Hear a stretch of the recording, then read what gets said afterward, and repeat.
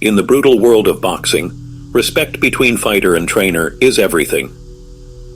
But what happens when that respect is questioned? Everyone seems to be giving Don Charles credit. Commentators, analysts, boxing insiders, they all praise his role in Dubois' development. I'd like to thank the British Boxing Board of Control. I'd like to thank Boxing News for awarding me Trainer of the Year award. I'm delighted, over the moon. This means a lot to me. It's taken many years to... But one voice is noticeably absent in these praises. Daniel Dubois himself. Why is that? Why does Dubois highlight his father's influence but rarely acknowledge his trainer? Let's look deeper, watch closely and listen. Had Joshua in trouble, but there was a back and forth, and then you looked out of the ring to your father, which you do frequently. But this time, instead of shouting instructions, he said, "Don't look at me, go finish the job."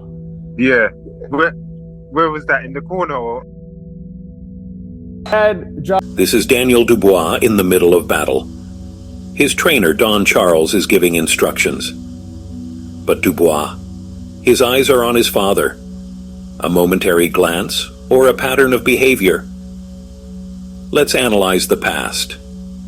Fight after fight, we see similar moments. The trainer speaks, but Dubois' body language tells another story. Listen to this. We had to dig deep, and I had a lot of, some things going on in my mind, but my dad was there at ringside screaming at me, and as a support from the family. And boxing is a sport of trust. The bond between fighter and trainer must be unshakable. But here, something seems off. Even Dubois' own promoter has acknowledged it.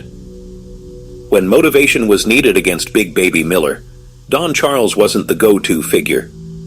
It was Dubois' father who had to step in. And it's not just Warren. Insiders are whispering about a growing rift. Dubois' father's voice seems to overpower Don Charles. Why does Don Charles tolerate this behavior? I'll reveal the answer at the end of the video. The greatest fighters have always had unquestioned trust in their trainers. Tyson Fury, Canelo Alvarez, Muhammad Ali.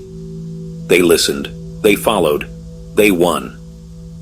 So the question remains, does Daniel Dubois truly respect Don Charles as his trainer? And more importantly, does he even need to? Whatever their dynamic, it seems to be working. But the question remains, is Don Charles the key to Dubois' success? Or is he merely following instructions while his heart and mind are elsewhere? Respect is earned in the ring, but is it being given outside of it? And if not, what does that mean for Dubois' future? Personally, I believe the strategy and game plan are coming from Dubois' father, while they simply utilize Don Charles' training facility. Charles enjoys the spotlight. Just look at how many interviews he's done since becoming Dubois' trainer. Have you noticed that? I don't think Don Charles is the key reason behind Dubois' success and transformation. In the past, trainers have split with Dubois due to his father's influence. But this relationship seems to work because Charles accepts it. It's a win-win situation. Dubois gets to keep his father's guidance, and Don Charles gains popularity, which benefits his business. What do you guys think? Do you agree with all the praise that Don Charles has received about training Dubois? How good is he as a trainer? Drop your thoughts in the comments below. Like and share, please.